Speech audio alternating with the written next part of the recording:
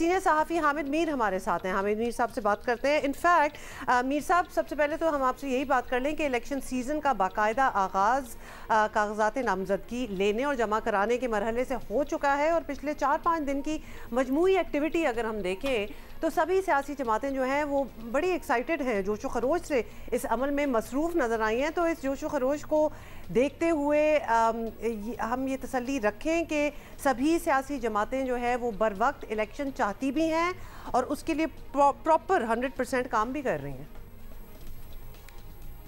देखिए, ये इलेक्शन तो वो होता है जिसमें कि उम्मीदवार अपने कागजात नामजदगी जमा करवाने जाता है जब रिटर्निंग अफसर के साथ, उसके साथ बड़ा धूम धड़का होता है, लोग फूलों के हार डालते हैं और वो उम्मीदवार जाके अपने कागजात नामजदगी जमा करवाता है। लेकिन यहाँ पे क्या हो रहा है, खास तौर पे पंजाब में, कि बड़े ही दिलचस्प वाकयात पेश आ रहे हैं। एक नई तारीख रकम हो रही है कि उम्मीदवार जो है वो कागजात नामजदगी जमा करवाने जाता है, रिटर्निंग अफसर कहता है नहीं, हमें आपके कागजात नहीं चाहिए। और कई दफा ऐसा होता है कि रिटर्निंग अफसर का दफ्तर है, उसके बाहर पुलिस वाले खड़े होते हैं, वो कहते हैं जरा कागजात दिखाइएगा। उम्मीदवार उनको कागजात दिखाता है, वो पुलिस कागजात नामजदगी लेके फरार हो जाती है। अच्छा, एक वाकया ऐसा भी है कि उम्मीदवार कागजात नामजदगी जमा करवाने पहुंचा और जैसे ही रिटर्निंग अफसर को पता चला तो उसने अंदर से कुंडी लगा ली। ऐसा कभी होता है, अंदर से कुंडी लगा ली। अच्छा, एक और वाकये में लाहौर में एक तहरीक इंसाफ के रहनुमा मियां महमूद रशीद साहब, तो उनके वकील गए जब कागजात जमा करवाने, तो उन्होंने उनके कागजात नहीं जमा किए। फिर उनकी बेटी ने कागजात जमा करा दिए।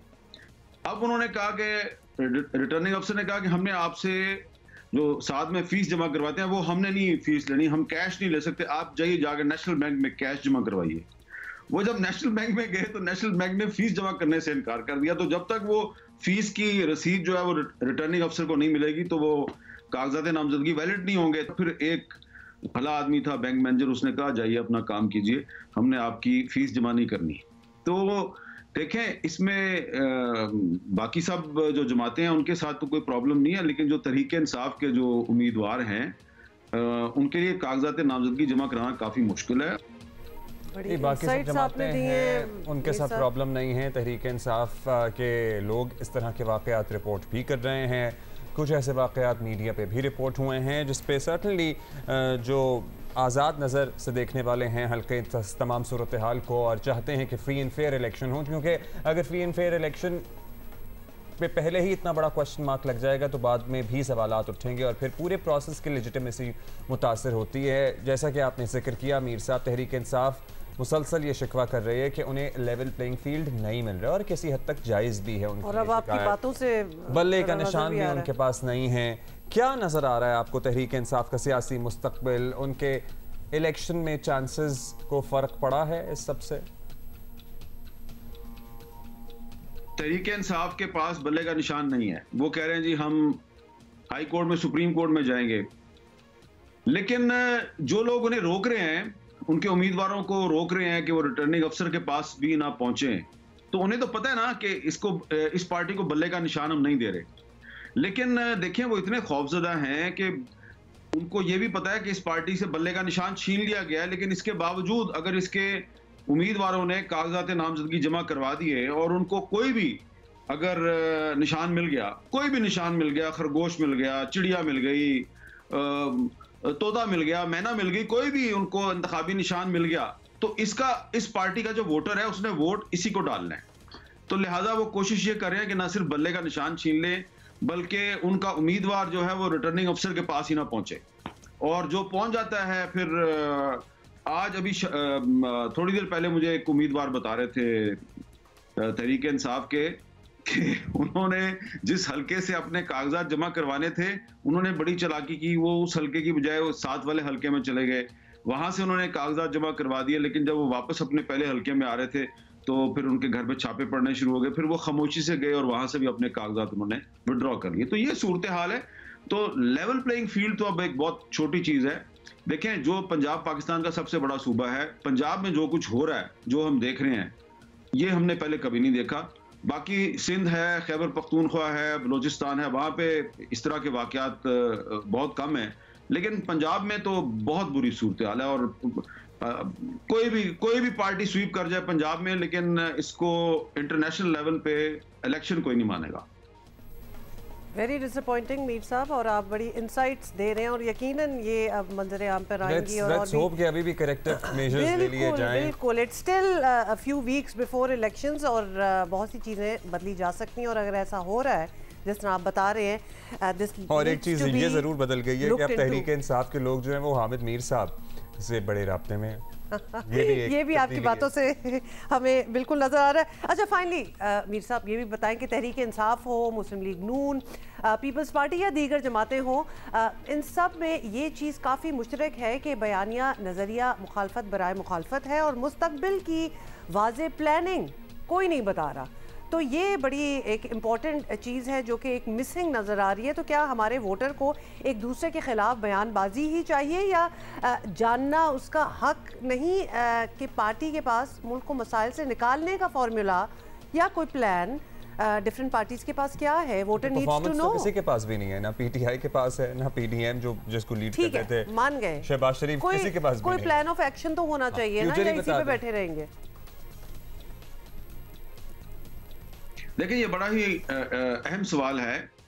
देखिए, पाकिस्तान में कोई नजरियाती सियासत नहीं हो रही, पावर पॉलिटिक्स हो रही है। मसलन मैं आपको अपनी जाती बात बताता हूँ, मुझे कोई दिलचस्पी नहीं है अब इस इलेक्शन में जाती तौर पे। पहले होता था ना, हम सोचते थे कि यार ये पार्टी अगर आ जाए तो ये वाला अच्छा काम हो जाएगा, अगर ये पार्टी आ जाए तो ये अच्छा काम हो जाएगा। अब सूरत हाल ये है कि कोई भी पार्टी आ जाए, पावर पॉलिटिक्स हो रही है और पार्टियां जो हैं, जो जिस पार्टी का वजीर आजम बनेगा सबको पता है वो वजीर आजम बेख्तियार होगा और जो कबीना आएगी वो भी बेख्तियार होगी। तो इसलिए पार्टियां जो हैं वो इंटरेस्ट ही नहीं ले रही कि अपना मैनिफेस्टो सामने लेके आए, लोगों से वादे करें हम ये करेंगे हम ये करेंगे।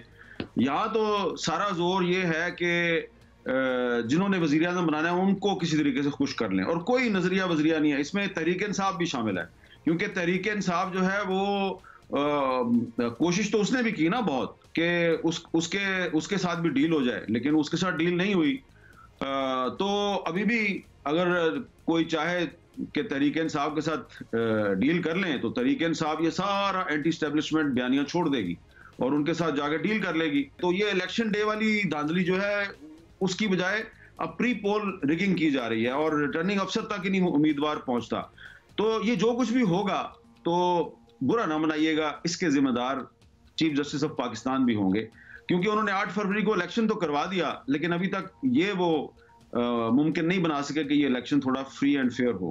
कम से कम ऐसा तो होना कि हम इलेक्शन वाले दिन जब इंतखाबी नताइज पे तबसरा कर रहे हो तो हम कहें कि हाँ जी ये इलेक्शन हुआ है, इसमें फलां जीता है और फलां हार गया है। ये तो लग ही नहीं रहा, ये तो अभी पहले सबको अभी से पता है कि कौन जीतेगा कौन हारेगा। शुक्रिया आपका हामिद मीर साहब। और एक्चुअली जीत के दावे भी बहुत से लोगों की तरफ से किए जा रहे हैं, मतलब अपनी तरफ से लोग पूरी काबीना बना के बैठे हुए हैं।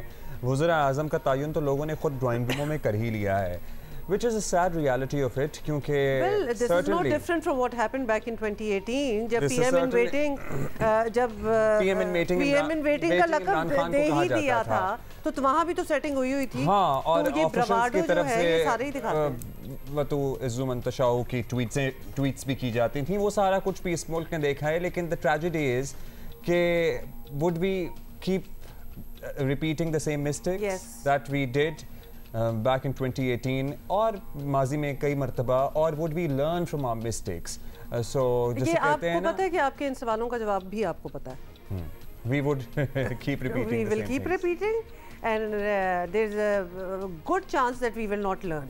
और ये बात भी दुरुस्त है कि अगर किसी के जहन में कोई खाम ख्याली है ना कि फलां जमात बड़ी नज़र आती है, ये उसका बयानिया बड़ा ज़बरदस्त है और वो जमहूरियत की बड़ी दाई है, कोई भी नहीं है।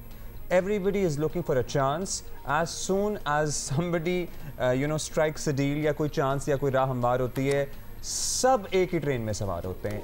Everybody. Yes. उसमें से आप तायुन कर लें, नज़रियात तो आप एक तरफ रख दें, उसमें से आप तायुन कर लें कि परफॉर्मेंस किसकी बेहतर है और परफॉर्मेंस किसकी बेहतर नहीं है।